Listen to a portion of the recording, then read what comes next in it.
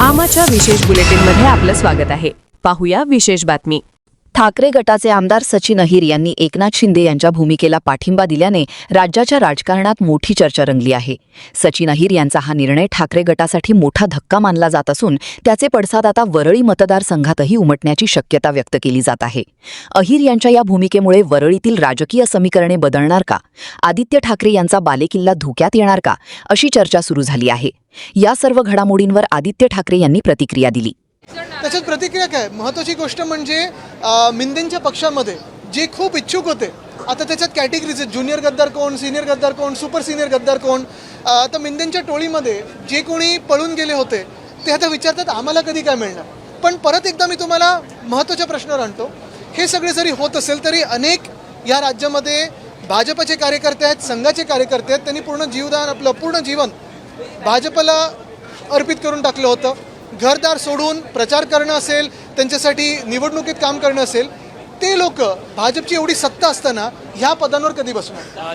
म्हणजे आता तर तिसऱ्या पक्षातून आणले. तुम्ही वरळीचा आमदार आहात, मात्र आता थेटपणे असं म्हटलं जातं की वरळीमध्ये आता थेट लढत होईल तर सचिन यांचा शिवसेनेमध्ये प्रवेश आहे. अरे यावरती मत काय? कारण माझं मत बिलकुल नाही. आमचं काम आहे आणि काम बोलतं. आमचं सगळी जी कामं आहेत ती वरळीकरांना माहिती आहे. विचारा तुमचे जे आमदार आहेत ते अजूनही धनुष्यबाणाच्या चिन्हाची नोंद आहे निवडणूक आयोगाकडे, यावर काही फेरनिवड होऊ शकते? मला वाटतं एक महत्त्वाचं निवडणूक आयोग असेल किंवा सर्वोच्च न्यायालय असेल, पूर्ण आदर ठेवून आम्ही हेच सांगत आहोत की जे आमच्यासोबत झालं त्यानंतर राष्ट्रवादी काँग्रेससोबत झालं, आम आदमी पार्टीसोबत झालं, TMC सोबत झालेलं आहे आणि इतर पक्षांसोबत होऊ शकतं.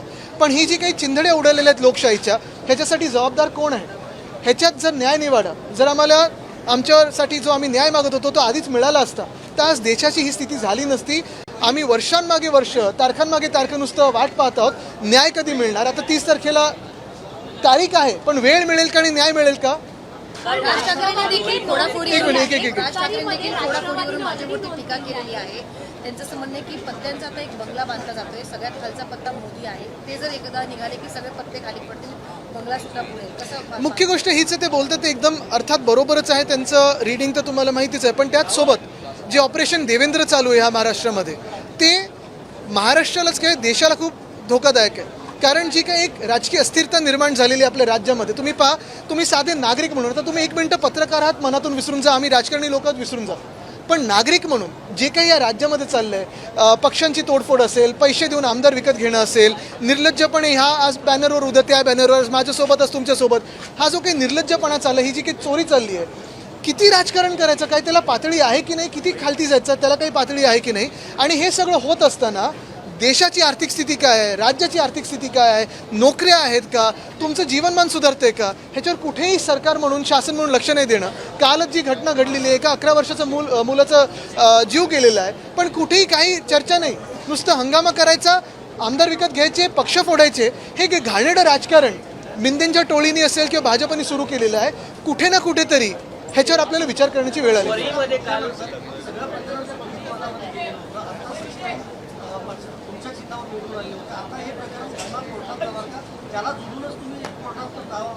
आता 30 तारखेची वेळ तर बघा. आता थोडी मेळावा पार पडला. सुनील शिंदे होते, किशोरी पेडणेकर होत्या, जवळपास 500 अधिक कार्यकर्ते होते.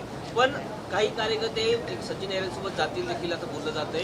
कसं तुम्ही पुनर्बांधणी वळीची करणार? अरे बोललं तर त्याच्यावर आमचे लक्ष नाही आहे. मुख्य गोष्ट हीच आहे की संपूर्ण महाराष्ट्रामध्ये आपण आत्ताचा पण दौरा पाहिला असाल, जे जनता आहे ती उद्धव बाळासाहेब ठाकरे ह्या नावावर विश्वास ठेवते. असं आहे की निवडणूक ही सचिन विरुद्ध आदित्य ठाकरे होईल काय?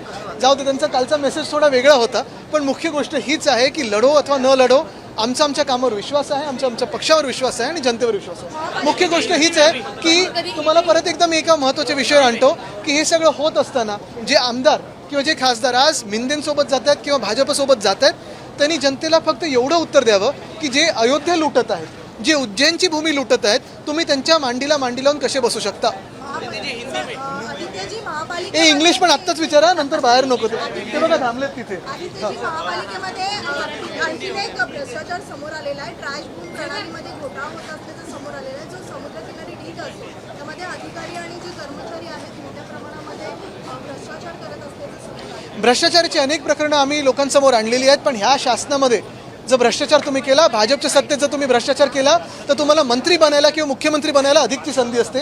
तर त्या अधिकाऱ्यांनी लवकरात लवकर भाजपाच्या वॉशिंग मशीनमध्ये ॲप्लिकेशन द्यावं. ते कदाचित ऑपरेशन देवेंद्र फडणवीस नंतर मुख्यमंत्री बनू शकतील. आमा चॅनलला लाईक करा, बातमीला शेअर करा, सबस्क्राईब फॉलो करायला विसरू नका.